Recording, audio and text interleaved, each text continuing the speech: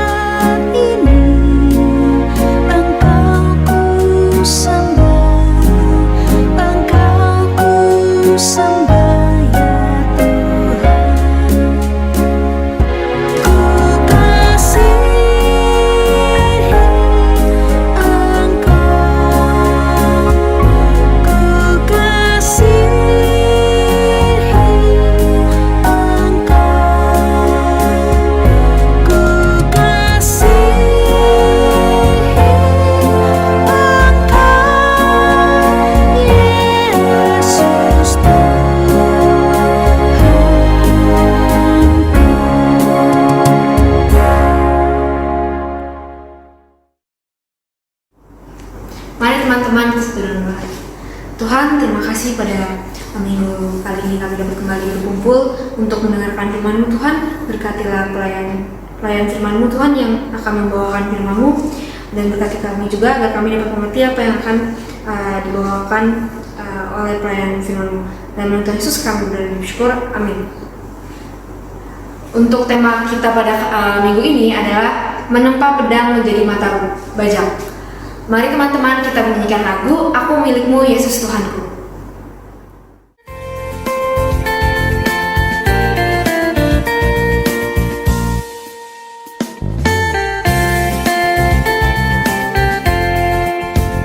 Aku milikmu Yesus Tuhanku, ku dengar suaramu. Ku merindukan datang mendekat dan diraih olehmu. Raih daku dan dekatkanlah pada kaki salibmu. Raih daku, raih dan dekatkanlah ke sisimu Tuhanku.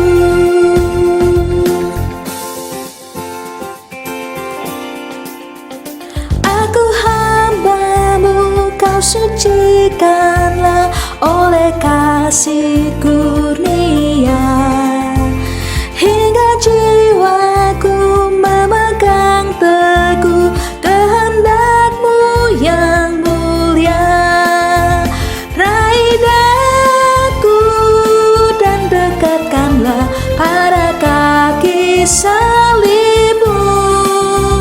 Raih daku, raih dan dekatkanlah ke sisi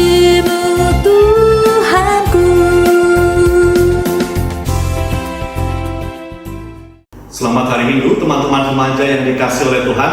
Sebelum kita membaca dan merenungkan firman Tuhan, mari kita bersama-sama berdoa. Tuhan Allah Bapa kami yang Maha Baik, pada saat ini kami akan bersama-sama membaca dan merenungkan firman-Mu. Kami meyakini bahwa firman-Mu adalah penuntun bagi langkah hidup kami.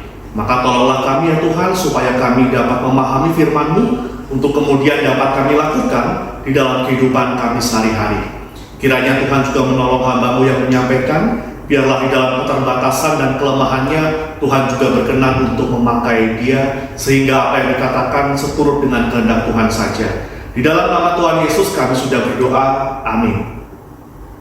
Teman-teman remaja, mari kita buka Alkitab kita dari kitab Mika pasal 4, ayat 1 hingga ayat ke-5.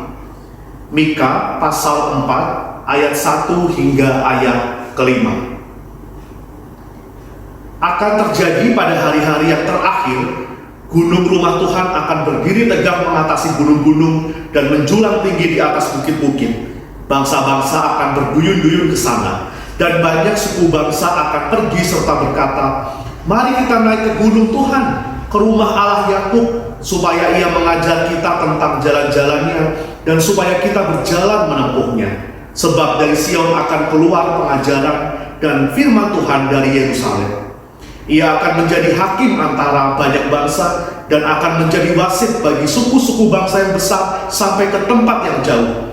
Mereka akan menempa pedang-pedangnya menjadi mata bajak, dan tombak-tombaknya menjadi pisau pemangkas. Bangsa tidak akan lagi mengangkat pedang terhadap bangsa, dan mereka tidak akan lagi belajar perang. Tetapi mereka masing-masing akan duduk di bawah pohon anggurnya dan di bawah pohon aranya dengan tidak ada yang mengejutkan. Sebab mulut Tuhan semesta alam yang mengatakannya. Biarpun segala bangsa berjalan masing-masing demi nama Allahnya, tetapi kita akan berjalan demi nama Tuhan Allah kita untuk selamanya dan seterusnya. Demikianlah pembacaan firman Tuhan. Yang berbahagia adalah setiap kita yang mau mendengarkan firman Tuhan dan yang memeliharanya di dalam kehidupan kita sehari-hari. Teman-teman remaja yang dikasihi oleh Tuhan, di sekolah kita pernah belajar tentang sejarah. Dan ketika kita belajar sejarah bangsa Indonesia ataupun juga sejarah dunia, kita pernah menemukan sejarah terjadinya perang, baik perang antara kerajaan yang satu dengan kerajaan yang lain, saling berebut daerah kekuasaan, atau negara yang satu berperang dengan negara yang lain. Misalkan pernah terjadi perang yang begitu hebat di dunia, Perang Dunia Pertama dan juga Perang Dunia Kedua. Waduh, mengerikan sekali teman-teman apa yang dihasilkan oleh perang tersebut. Sempat tentara Jepang menyerang pelabuhan Pearl Harbor di Hawaii, Amerika Serikat, menyerang tentara sekutu dan menimbulkan banyak korban jiwa. Lalu tentara sekutu membalas dengan menjatuhkan bom atom di kota Hiroshima dan juga Nagasaki di Jepang, dan juga banyak sekali korban berjatuhan dan menimbulkan dampak yang berlangsung tidak sebentar, tetapi dalam waktu belasan bahkan puluhan tahun. Terjadi radiasi dan lain sebagainya. Perang, teman-teman, menghasilkan dampak yang tidak kita inginkan. Ada banyak korban berjatuhan, orang kehilangan nyawa, orang kehilangan rumahnya, harta bendanya, kehilangan anggota keluarganya. Ada banyak ibu kehilangan anak-anaknya, kehilangan suaminya, ataupun seorang bapak kehilangan istrinya dan kehilangan anak-anaknya, atau anak-anak kehilangan orang tuanya, sehingga kehidupan mereka menjadi terlantar. Belum secara perekonomian, lumpuh semuanya dan berdampak ke daerah-daerah di sekitarnya. Intinya, yang namanya perang pasti menghasilkan dampak buruk bagi kehidupan. Nah, seperti yang saat ini juga sedang terjadi ya teman-teman, belum lama ini antara Rusia dan Ukraina. Juga terjadi perang atau konflik bersenjata di Palestina dan di beberapa tempat lain di dunia. Tentu ini sangat menyedihkan. Nah, tema kita hari ini sangat menarik teman-teman, yaitu menempa pedang menjadi mata baja. Ya, menarik ya. Biasanya orang kalau berperang itu kan Kalau zaman dulu dengan menggunakan pedang gitu ya, saling menyerang, ingin membunuh musuh, ditusuk musuhnya. Tetapi sekarang menarik nih, menempa pedang menjadi mata bajak. Teman-teman tahu bajak ya, kegiatan membajak sawah, menyiapkan tanah di sawah supaya siap ditanami oleh bibit-bibit tumbuhan, padi dan lain sebagainya. Artinya mengubah pedang menjadi mata baja. Ini tentu adalah kalimat kiasan atau simbolis untuk mengajarkan kita semua untuk mengubah perang ataupun semua motivasi untuk berkonflik dengan bangsa lain menjadi motivasi yang benar untuk menyebarkan perdamaian. Nah, firman Tuhan hari ini memberikan kita sebuah visi atau wawasan tentang Sion sebagai pusat kerajaan damai. Sion, daerah Sion yang dihubungkan juga menjadi pusat pemerintahan bangsa Israel, juga pusat keagamaan bangsa Israel. Daerah Yerusalem yang menjadi tempat di mana bait Allah itu ada, dan kemudian digambarkan bahwa bangsa-bangsa akan berduyun-duyun pergi ke Sion untuk datang ke gunung Tuhan, ke rumah Allah, supaya diberi pengajaran oleh Tuhan, diberi didikan, diberi firman oleh Tuhan. Maka di situ digambarkan juga di dalam bacaan Alkitab kita bahwa Tuhan itu adalah hakim yang adil bagi bangsa-bangsa. Nah, biasanya bangsa-bangsa yang berlainan ini bertindak menjadi hakim bagi sesamanya. Wah, bangsaku yang paling benar, makanya berhak untuk menyerang bangsamu. Bangsamu salah, harus kami musnahkan, dan seterusnya. Kalau begitu, kemudian apa yang terjadi? Maka perang menjadi bertambah besar. Nah, makanya sekarang ditegaskan di dalam firman Tuhan, hanya Tuhan hakim yang adil bagi bangsa-bangsa, wasit bagi suku-suku bangsa. Nah, teman-teman perhatikan, kalau di dalam perlombaan atau pertandingan antara dua tim, ada seorang wasit yang mengatur jalannya pertandingan dengan baik supaya adil, supaya tidak ada yang berlaku curang, dan supaya tidak ada pertikaian seperti yang kadang-kadang kerap terjadi ya. Misalkan pertandingan sepak bola, ada tim yang kemudian bertindak curang atau merasa berhak untuk mendapatkan kemenangan, lalu kemudian motivasi penontonnya untuk melakukan kerusuhan misalkan. Wah, itu tentu tidak kita inginkan ya teman-teman. Nah, dikatakan bahwa Tuhan itu hakim dan juga wasit yang adil, dan bagaimana bangsa-bangsa diajak untuk menempa pedang yang biasanya dipakai untuk berperang menjadi mata baja. Artinya apa? Untuk mengubah kecenderungan motivasi untuk berperang diubah menjadi motivasi untuk menyebarkan perdamaian.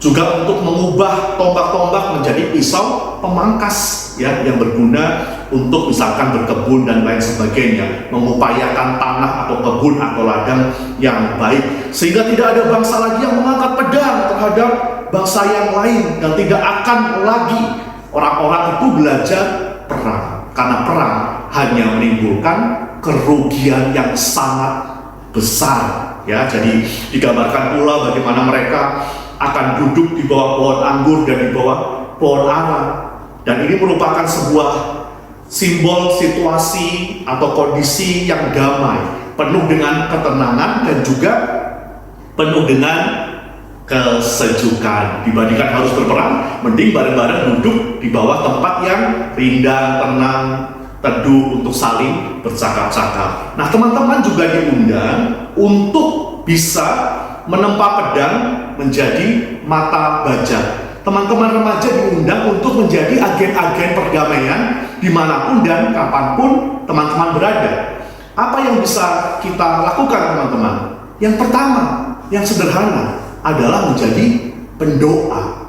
Pendoa bagi daerah-daerah yang saat ini sedang berkonflik atau berperang, supaya mereka lekas berdamai. Juga berdoa supaya Tuhan memberkati para pemimpin, memberikan kepada para pemimpin hikmat, juga kelembutan hati, supaya menghentikan perang, dan bagaimana pemerintah-pemerintah di seluruh dunia ini diajak untuk mengembangkan perdamaian.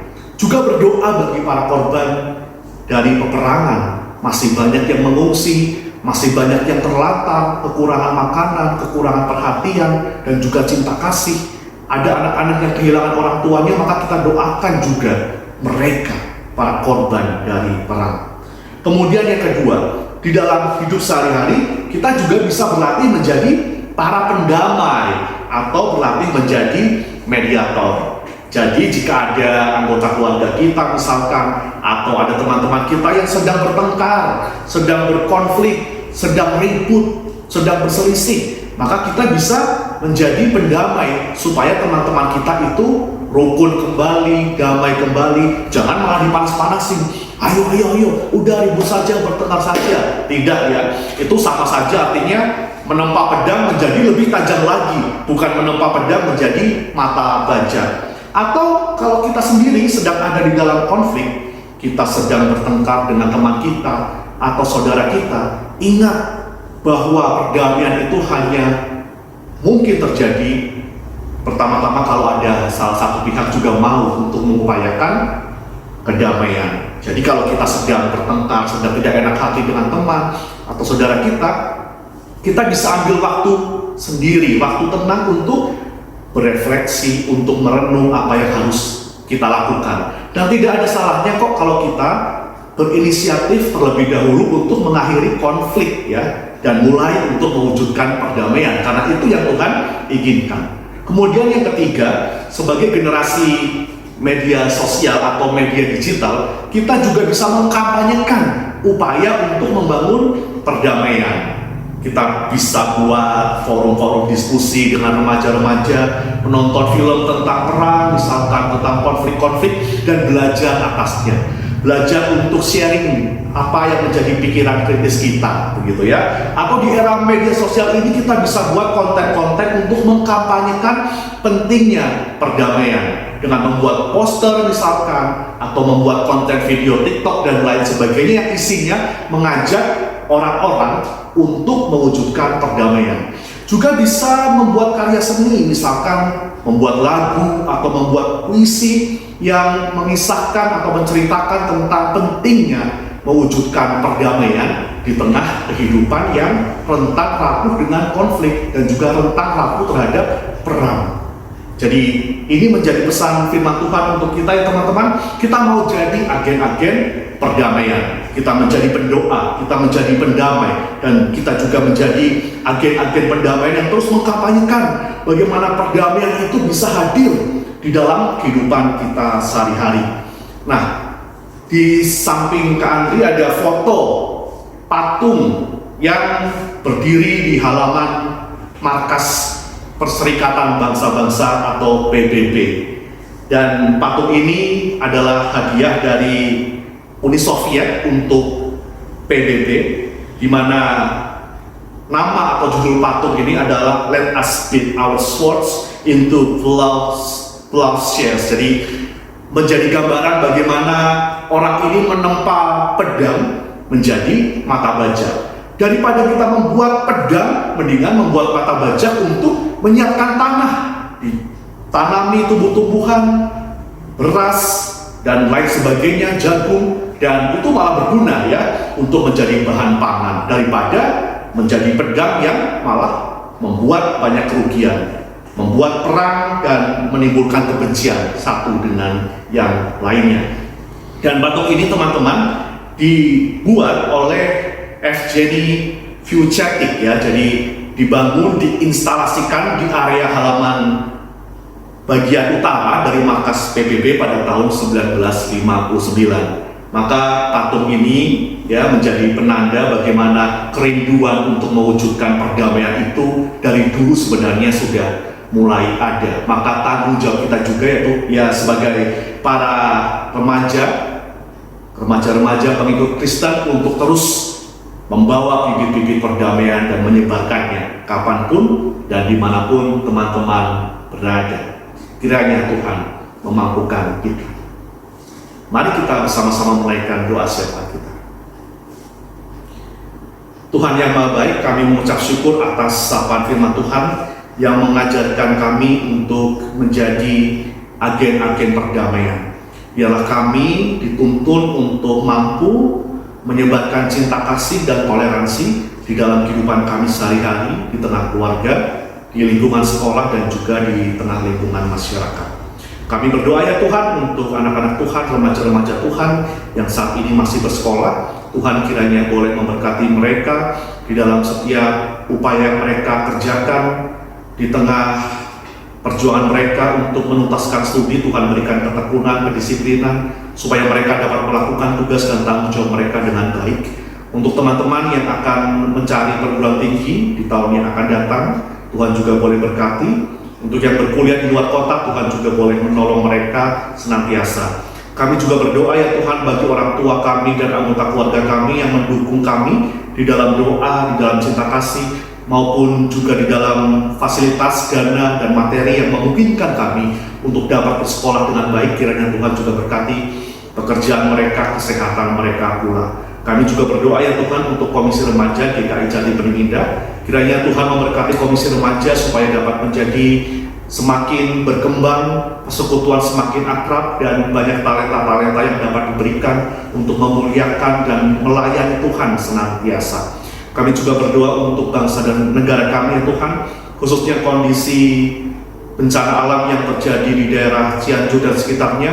Tuhan kiranya juga berkenan untuk melawat dan menolong para korban. Engkau menguatkan dan menghiburkan, meneguhkan hati mereka yang saat ini terdampak oleh gempa bumi. Tuhan berkati pemerintah yang berupaya untuk meringankan beban mereka, dan juga gereja maupun organisasi kemasyarakatan yang bersama-sama bahu-membahu menolong para korban bencana gempa bumi di Cianjur dan sekitarnya. Tuhan juga memberkati pemerintah dari tingkat pusat sampai dengan tingkat daerah. Berikan hikmat dan kebijaksanaan-Mu, biarlah mereka juga dapat melakukan tugas serta tanggung jawab mereka dengan baik.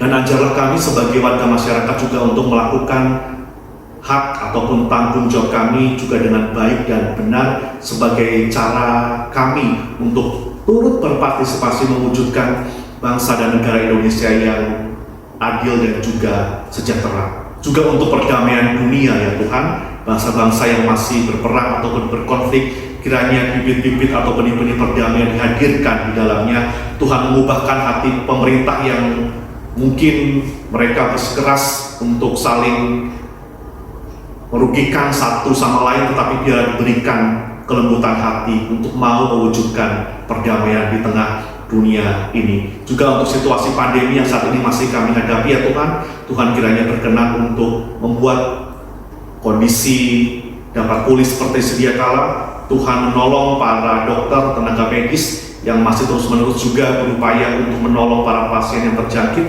Tuhan boleh menolong mereka dan juga keluarga yang ada di rumah. Inilah doa kami ya Tuhan, yang kami alaskan di dalam satu nama Tuhan kami Yesus Kristus yang mengajarkan kami berdoa. Bapa kami yang di surga, dikuduskanlah nama-Mu, datanglah kerajaan-Mu, jadilah kehendak-Mu di bumi seperti di surga. Berikanlah kami pada hari ini makanan kami yang secukupnya, dan ampunilah kami akan kesalahan kami, seperti kami juga mengampuni orang yang bersalah kepada kami. Dan janganlah membawa kami ke dalam pencobaan, tapi lepaskanlah kami dari yang jahat, karena Engkau yang punya kerajaan dan kuasa dan kemuliaan sampai selama-lamanya. Amin. Nah teman-teman, sekarang waktunya kita memberikan persembahan. Kalian bisa menitipkan melalui orang tua atau memberikan langsung ke kantor gereja. Nah sekarang waktunya kita untuk menutup ibadah kita dengan lagu Ku Suka Menuturkan.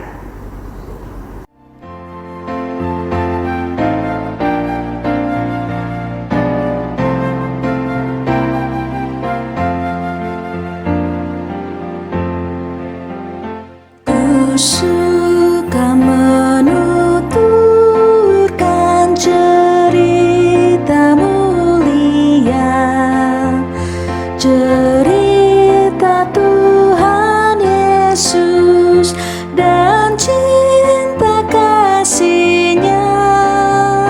Ku suka menuturkan cerita yang benar,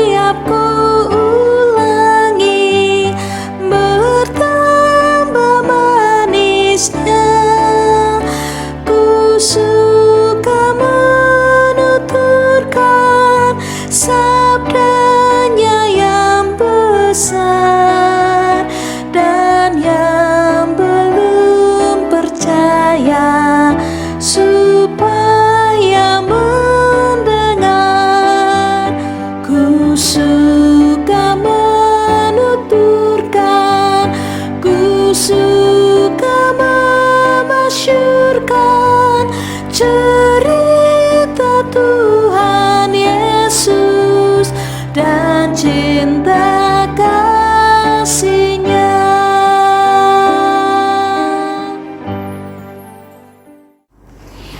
Ibadah kita sudah selesai. Jangan lupa jaga kesehatan. Tetap semangat ya. Sampai jumpa minggu depan. Dadah.